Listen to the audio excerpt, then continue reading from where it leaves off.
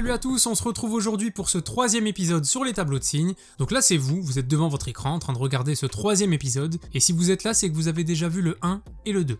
Du coup je suis sûr qu'il y en a plein qui se sentent trop chauds, qui disent c'est bon je vais réussir n'importe quel exercice. Ils ont cru qu'ils allaient gagner, mais nous on aime bien jouer avec les sentiments, tu vois ce que je veux dire? Alors soyez prudents parce qu'à la fin de cet épisode on aura un gros piège qu'il faudra éviter. Dans l'épisode précédent, on avait une multiplication entre 2x-10 et 6-3x. Aujourd'hui, c'est une division. Or, la problématique ne se pose pas du tout de la même façon. Eh bien, figurez-vous que si, c'est quasiment la même chose. Encore une fois, on va séparer le travail en deux parties. Il nous faut les tableaux de signes de 2x-10 et de 6-3x.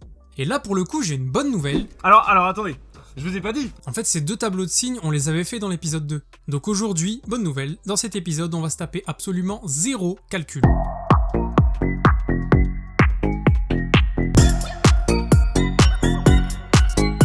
Donc pour 2x-10, on avait trouvé ce tableau, et pour 6-3x, c'était celui-là. Et de la même manière que dans l'épisode 2, on va superposer ces deux tableaux. Encore une fois, on obtient la même chose, la seule différence pour l'instant, c'est que en bas, on va mettre le quotient des deux. 2x-10 sur 6-3x.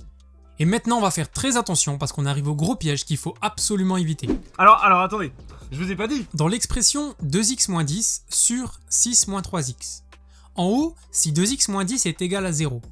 Dans ce cas-là, on aurait 0 divisé par quelque chose qui n'est pas égal à 0. Et le nombre 0, si vous le divisez par 2, 3, 4, 5, 46, dans tous les cas, ça fera 0. Bah ouais, logique. Et ça, on va le préciser dans le tableau de signes. Lorsque 2x-10 égale à 0, on va venir descendre le 0 pour montrer que toute l'expression vaut 0. Et maintenant, on passe aux choses sérieuses. Si jamais 6-3x est égal à 0, là c'est une catastrophe. Bah oui, parce que c'est interdit de diviser par 0. Si vous avez ça, votre prof de maths, il va péter un câble. Mais Karim, mais c'est insupportable, enfin, votre attitude.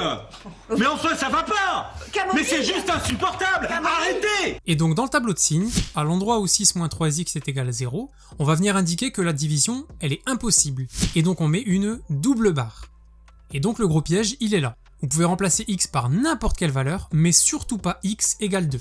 C'est une valeur qu'on appelle interdite. Vous avez interdiction de remplacer x par 2 parce qu'elle va venir ruiner votre exercice. Toi, essaye pas de venir tout niquer. Toi, viens pas tout niquer. Parce que toi, je te connais, toi. Et donc pour finir, on a 3 zones, 3 intervalles. On va venir les compléter avec la règle des signes. Moins par plus, ça fait moins. Moins par moins, ça fait plus. Et plus par moins, ça fait moins. Et on va terminer en faisant un tout petit rappel sur les intervalles. Ne t'inquiète pas, ça va bien se passer. Ne t'inquiète pas. Cette zone, elle correspond à l'intervalle moins l'infini 2. Alors le 2 surtout, on ne le prend pas parce que c'est une valeur interdite. Et moins l'infini, on ne le prend pas non plus parce que c'est pas comme un nombre qu'on pourrait attraper.